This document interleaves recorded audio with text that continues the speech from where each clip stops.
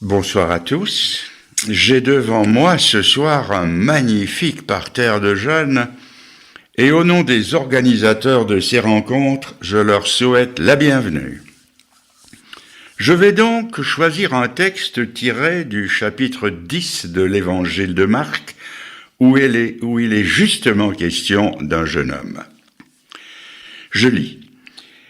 Comme Jésus se mettait en chemin, un jeune homme accourut et, se jetant devant lui à genoux, il dit « Bon maître, que dois-je faire pour hériter la vie éternelle ?»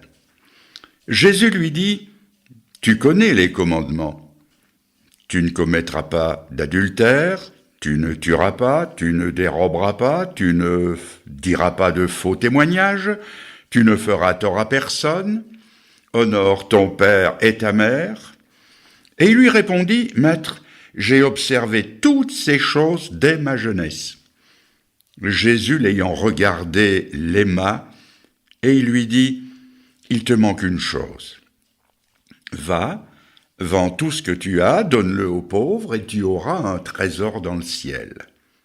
Puis viens et suis-moi. » Mais affligé de cette parole, ce jeune homme s'en alla tout triste, car il avait de grands biens.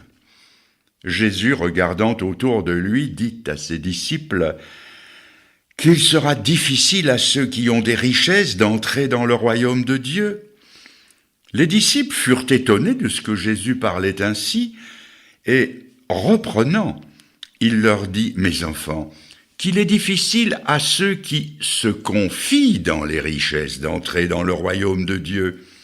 Il est plus facile à un chameau de passer par le trou d'une aiguille qu'à un riche d'entrer dans le royaume de Dieu. » Les disciples furent encore plus étonnés, et ils se dirent les uns aux autres, « Et qui donc peut être sauvé ?»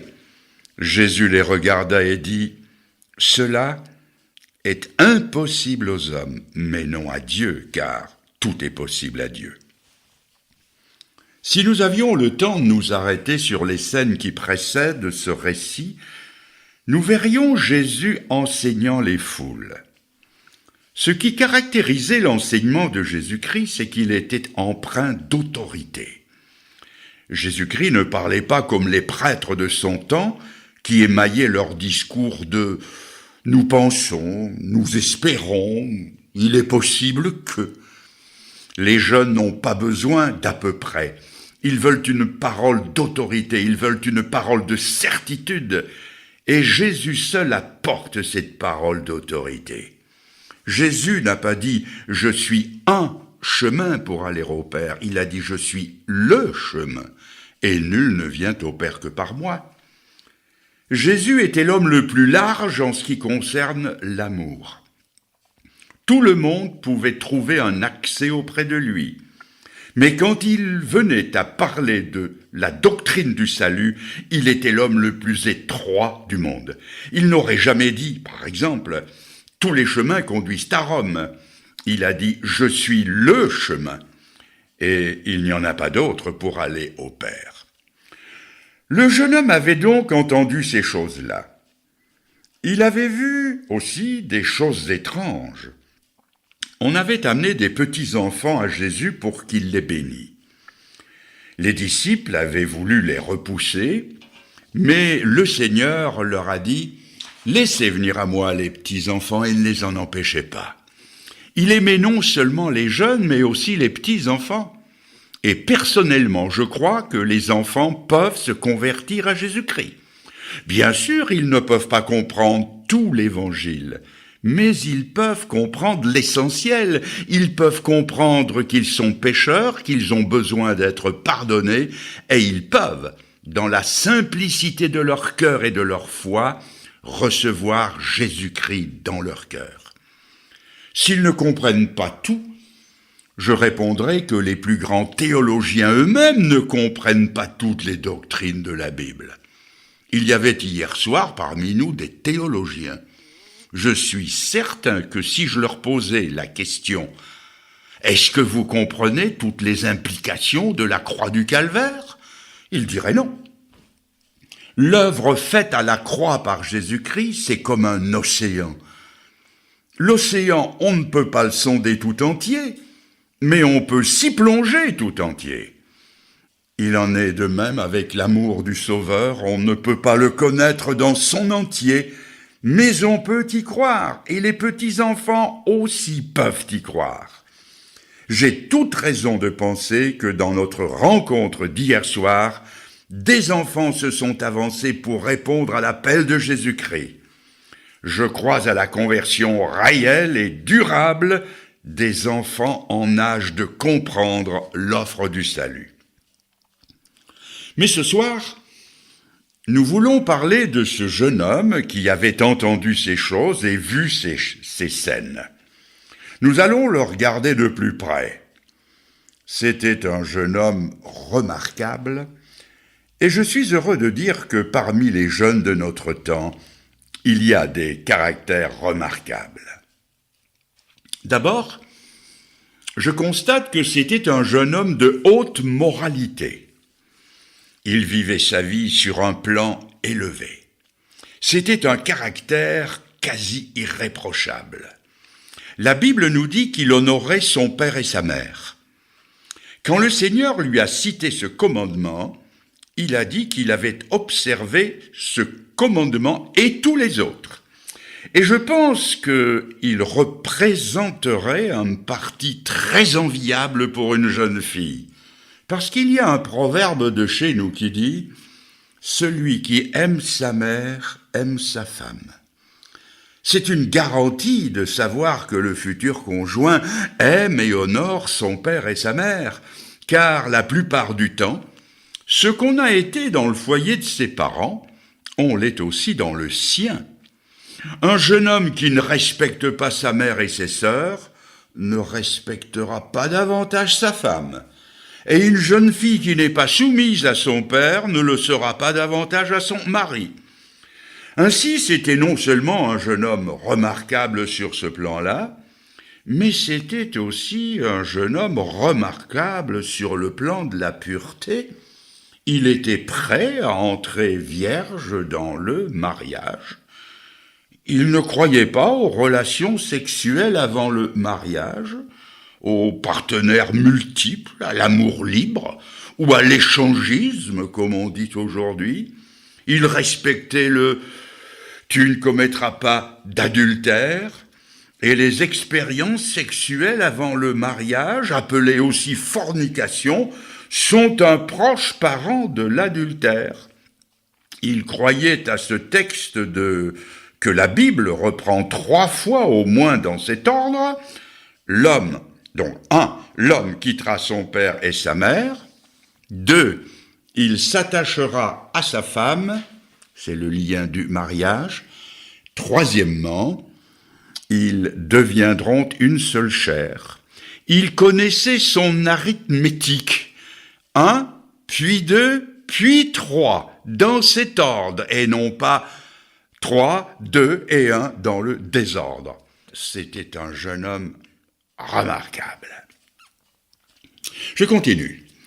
Non seulement il était de haute moralité, mais aussi il jouissait d'une certaine notoriété. Un autre évangile nous dit qu'il était un chef dans la nation d'Israël. Ce n'était pas n'importe qui, je le répète, c'était quelqu'un. On apprend aussi que non seulement il était d'une haute moralité, qu'il avait de la notoriété, mais qu'en plus il était riche. Certains vont me dire, mais moi je ne suis pas riche.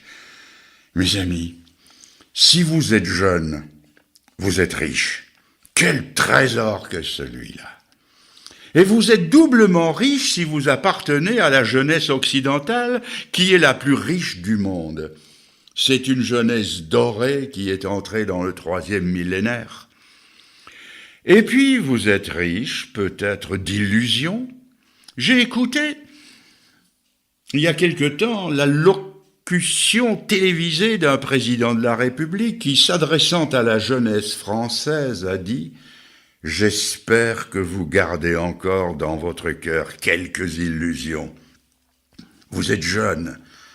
Vous avez de nombreuses années devant vous.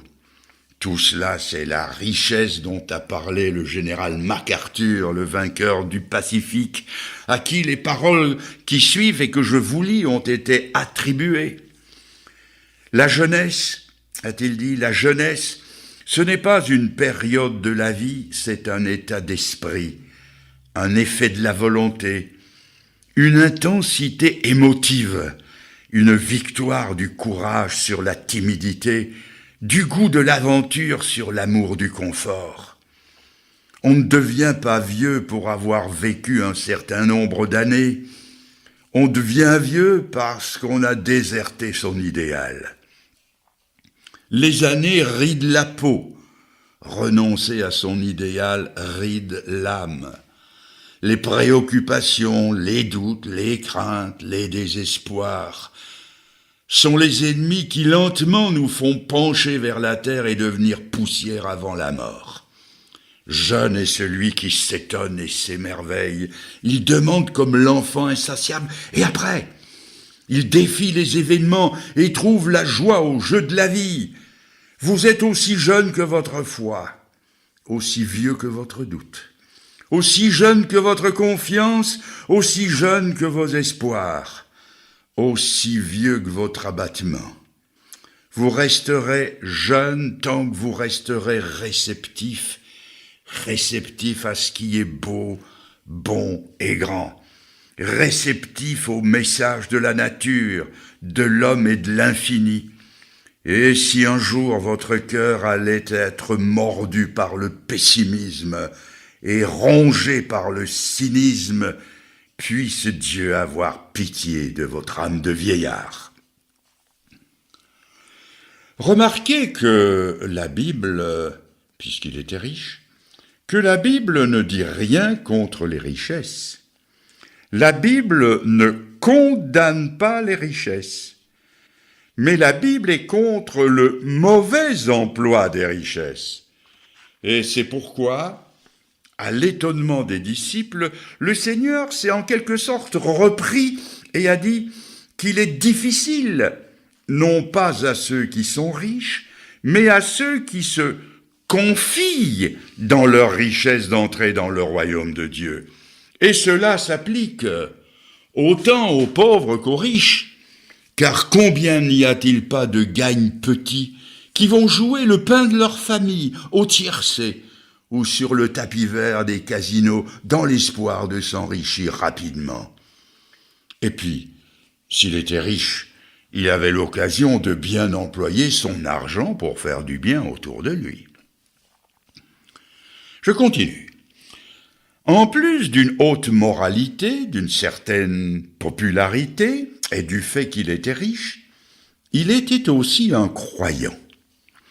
Il avait la meilleure religion du monde à cette époque, le judaïsme, la religion révélée par Dieu dans l'Ancien Testament.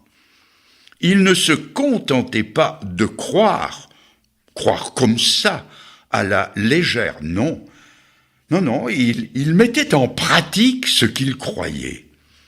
Il allait à la synagogue tous les sabbats, il observait les rites, les jeûnes, les sacrifices de sa religion, il donnait la dîme de ses revenus, c'est-à-dire que, selon notre système décimal, il déplaçait la virgule d'un chiffre et il en donnait scrupuleusement le produit. Et puisqu'il était riche, sa dîme n'en était que plus grande. Remarquez que tout cela n'était pas suffisant pour le rendre heureux, ni pour lui donner la garantie du salut. Cela démontre que la pratique scrupuleuse de la meilleure des religions n'a jamais sauvé personne. Et la preuve, c'est qu'il est venu avec cette question « Maître, que faut-il que je fasse pour avoir la vie éternelle ?» Il est bien évident que s'il avait eu la vie éternelle en lui, il n'aurait jamais demandé comment la posséder. Jamais un couple déjà marié ne demandera comment être marié, puisqu'ils le sont. S'il a donc demandé ce qu'il fallait faire pour être sauvé, c'est qu'il ne l'était pas. Non seulement il avait toutes ces qualités citées plus haut, Mais il en avait surtout une autre. Il avait du courage. Il avait du cran. Il avait du sang dans les veines et non pas du jus de citron. Et la preuve, c'est qu'il est venu à Jésus-Christ en plein jour. En plein jour, devant toute la foule, il s'est mis à genoux devant le Seigneur. Il n'était pas comme un certain prêtre du nom de Nicodème, dont il nous est parlé dans l'évangile de Jean, qui est venu à Jésus en catimini pendant la nuit. Il a, comme on dit, évité la lueur des réverbères pour venir en cachette trouver le Seigneur. Lui, au contraire, avait le courage de venir en plein jour et devant tout le monde. Je vous pose une question. Est-ce que vous auriez ce courage-là ? À vous, tous les jeunes qui êtes présents ce soir, si on vous demandait en classe demain matin, qu'as-tu fait hier soir ? Auriez-vous le courage de dire que vous êtes allé écouter un évangéliste qui parlait de Jésus-Christ et du moyen d'aller au ciel ? Ou répondriez-vous que vous êtes allé dire bonsoir à la vieille tante Amélie qui habite à l'autre bout de la ville ? Il avait toutes ces choses, mais il lui manquait quelque chose. Et Jésus le lui a dit, il te manque une chose. Comme beaucoup de jeunes, il avait dans son cœur une place vide. Il y avait un vide dans son âme. Toutes ces belles et bonnes choses ne remplissaient pas ou ne suffisaient pas pour remplir son cœur. Il était en manque de quelque chose. Et je rappellerai ici la pensée de Pascal, Blaise Pascal, souvent citée. Dans le cœur de tout homme, il y a un vide qui a la forme de Dieu. Et tant que Dieu n'est pas venu remplir ce vide, ce sentiment de vide reste et vous laisse comme un trou dans l'âme. En venant à Jésus, il est venu à celui à qui il fallait venir, c'est-à-dire qu'il a frappé à la bonne porte, parce que l'Écriture dit, et c'est par le moyen de l'apôtre Pierre, que sous le ciel, il nous a été donné aucun nom par lequel nous ne puissions être sauvés. C'est pourquoi, après avoir sans doute tout essayé, il est allé à Jésus. Et il n'y a jamais eu une question à laquelle Jésus n'a pas pu répondre. Christ a la réponse à vos questions. Bien plus, Christ est, dans sa personne, la réponse. Il est la réponse au problème du péché. Il est la réponse au grave problème de la mort. Il est la réponse au gravissime problème de l'éternité. La Bible dit qu'il courut se jeter à ses pieds. Si j'ai bien lu, il n'a pas mis de délai entre le moment présent et son salut. Même s'il était jeune, il savait que le jour de demain ne lui appartenait pas. Et c'est l'Écriture qui le dit. Ne te vante pas du lendemain, car tu ne sais pas ce qu'un jour peut t'enfanter. Et la Bible dit encore, aujourd'hui, maintenant, si vous entendez sa voix, n'endurcissez pas votre cœur. Non seulement il est venu à Jésus dans la bonne attitude, mais il est venu à celui à qui il fallait venir. Je me répète, non seulement la bonne attitude, mais encore il est venu au bon moment. Savez-vous quand ? Il est venu à Jésus dans sa jeunesse. Combien n'ai-je pas rencontré d'hommes et de femmes qui se sont convertis à 50 ou 60 ans et qui m'ont exprimé leur regret de ne pas avoir connu ou répondu plutôt à l'appel de l'Évangile. Certains jeunes me disent « Oh, il faut que jeunesse se passe. Moi, je veux bien me convertir, mais si je veux bien être sauvé, c'est un peu plus tard, beaucoup plus tard. » Imaginez deux copains qui déambulent ensemble. L'un tire une cigarette de son paquet de gauloises, l'allume sans en offrir une à l'autre qui pourrait se dire « Mais qu'est-ce qui lui prend ? Pourquoi est-ce qu'il ne m'offre pas une cigarette ?» Et puis, lorsqu'il a bien fumé la cigarette jusqu'à presque s'en brûler les moustaches, il tend le mégot à son ami. Dites-moi, cet ami ne se sentirait-il pas insulté ? C'est exactement ce que certains font avec Dieu. Ils brûlent la vie par les deux bouts, comme on dit, avec l'idée que quand elle sera presque finie, qu'elle sera pleine d'entraves et de rhumatismes, en fait, quand elle ne vaudra plus rien, alors ils offriront le mégot de leur vie à Dieu. Mes amis, c'est là un bien mauvais calcul, et ça m'étonnerait que Dieu accepte le mégot de votre vie. Quelqu'un me dira peut-être que dans l'Évangile, un brigand pendu sur une croix à côté de celle du Sauveur, à la 11e heure d'une vie vécue à plein tube, qui avait lui aussi brûlé la chandelle par les deux bouts, qui n'avait plus qu'une heure à vivre, qui n'avait plus qu'un mégot de vie, s'est tourné vers le Seigneur, qui lui a répondu « Aujourd'hui tu seras avec moi dans le paradis ». Je connais bien ce texte, croyez-moi, et j'y fais souvent référence. Mais n'oublions jamais que dans le cas de cet homme, c'était la première fois de sa vie qu'il entendait l'Évangile. Il ne l'avait jamais entendu avant. Il n'avait jamais eu l'occasion de le refuser ou de le repousser à plus tard. Et lorsqu'il l'a entendu pour la première fois, il a crié au Seigneur « Souviens-toi de moi quand tu viendras dans ton règne ». Et il s'est converti sur le champ. Il n'a pas repoussé à plus tard. Ce qui, dans son cas, comme hélas dans beaucoup de cas, ça aurait été à trop tard. Non seulement le jeune homme est venu avec les qualités que je viens de décrire, mais encore il est venu avec la bonne question. Seigneur, que faut-il que je fasse pour hériter la vie éternelle ? C'est-à-dire pour avoir une vie pleine, une vie joyeuse, une vie utile, une vie qui compte dans la balance des hommes et dans celle de Dieu. Il désirait vivre une vie approuvée par Dieu, une vie comme celle de Jésus à qui il s'adressait. C'était la toute bonne question. Et la Bible dit que Jésus l'aima. Quel beau texte que celui-là! Mes jeunes amis, je ne vous connais pas, je ne sais pas ce que vous avez fait dans votre vie, je ne connais rien de vous, mais je sais une chose, c'est que Jésus vous aime.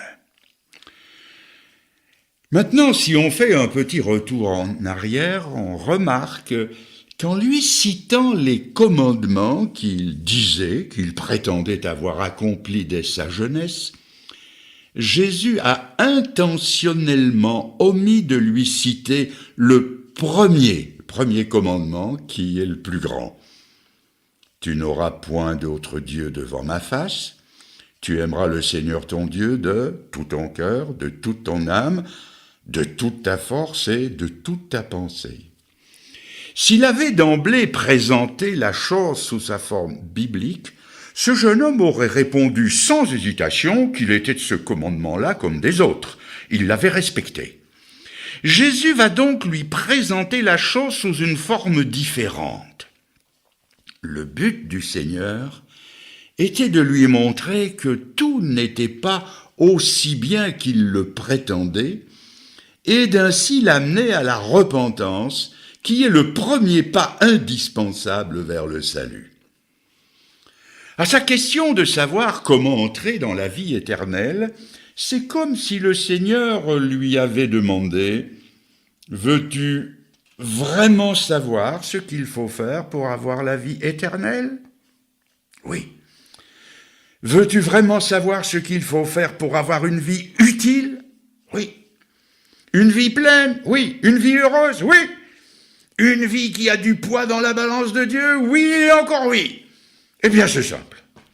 Va vends tout ce que tu as, distribue-le aux pauvres, et puis viens, suis-moi. C'est comme si la foudre était tombée à ses pieds. Si une bombe avait explosé juste devant lui, il n'aurait pas été plus secoué. Il s'attendait à tout sauf à ça. Pourquoi le Seigneur lui a-t-il présenté la chose de cette façon-là ?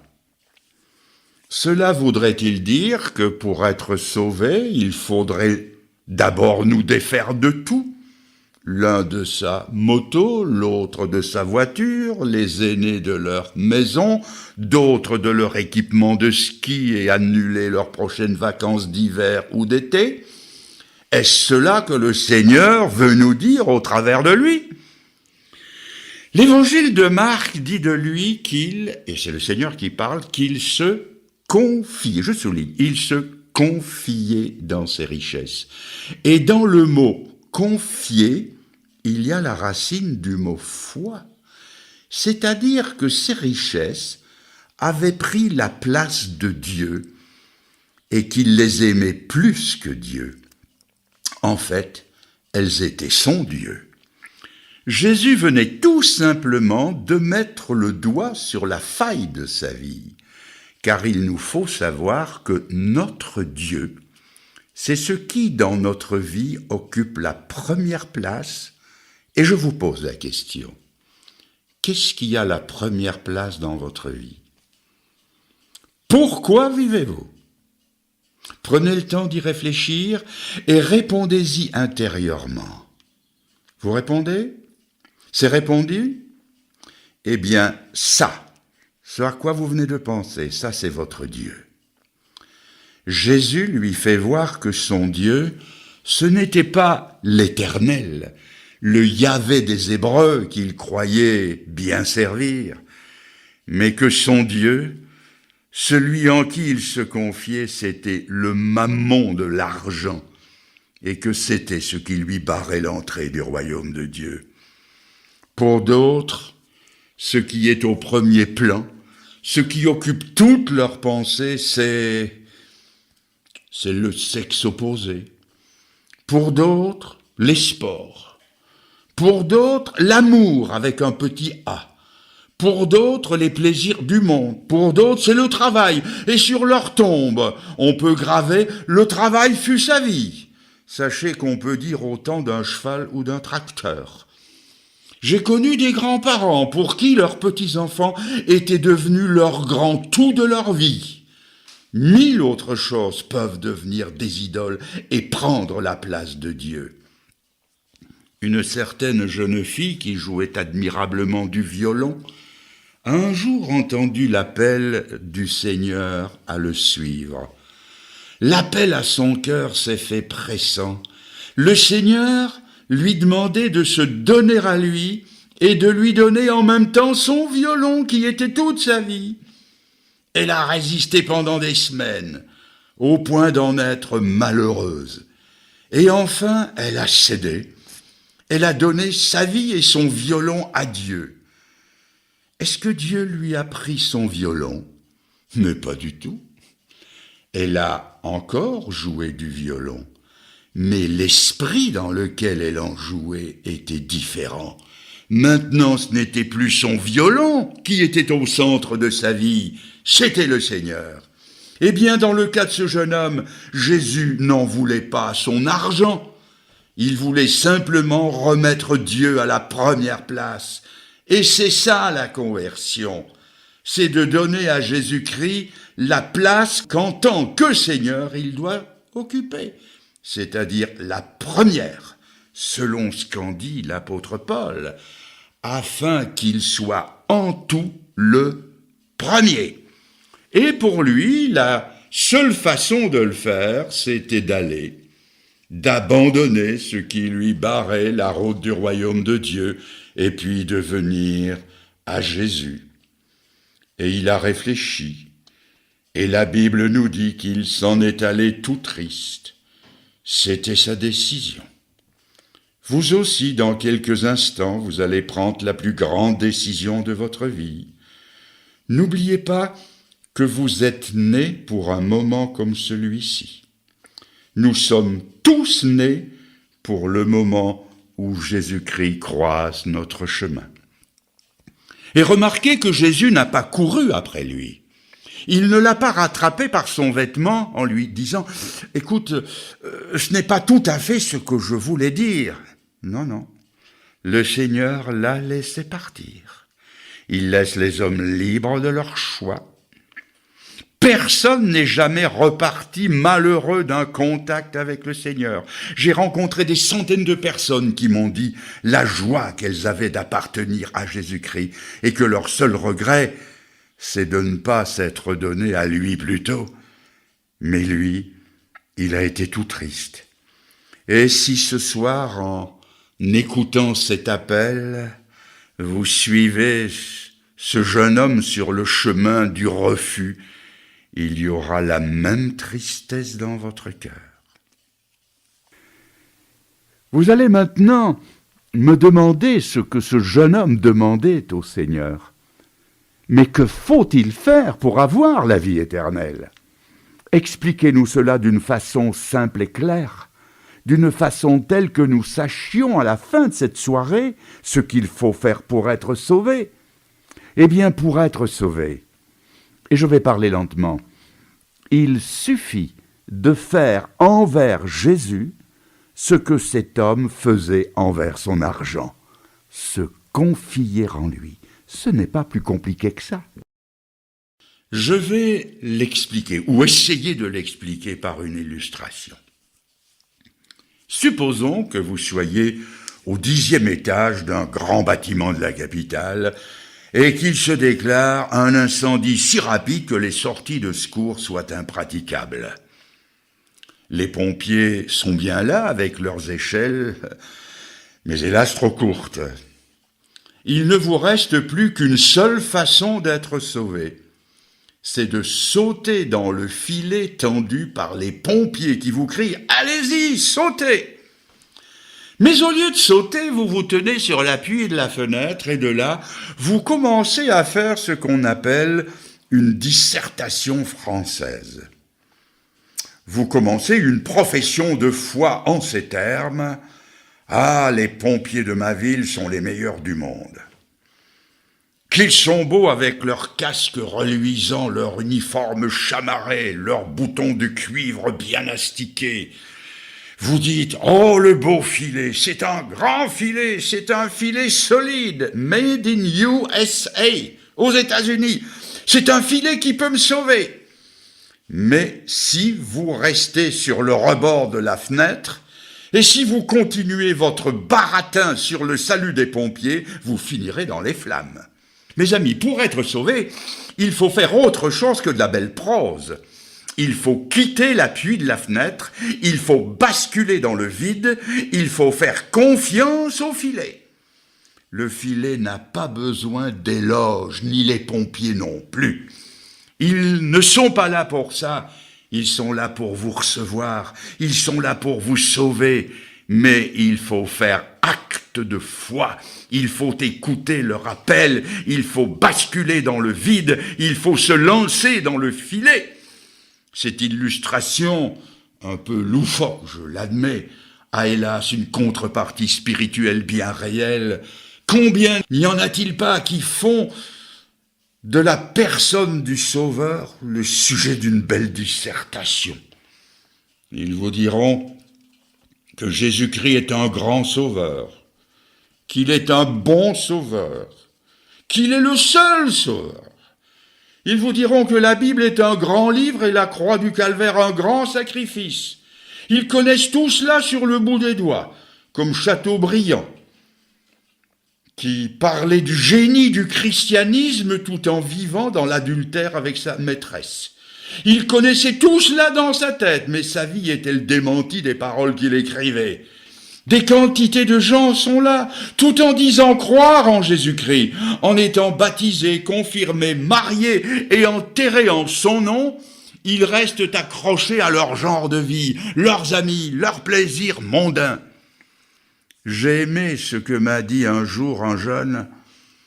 Il avait reçu Jésus-Christ une deuxième fois dans son cœur. Qu'est-ce à dire? Qu'on se convertit 2 fois? Pas du tout. Mais ça veut dire qu'en un premier temps, sous les dehors d'une pseudo-conversion, il en était resté à son rebord de fenêtre d'où il faisait une belle dissertation sans jamais basculer dans les bras du Sauveur.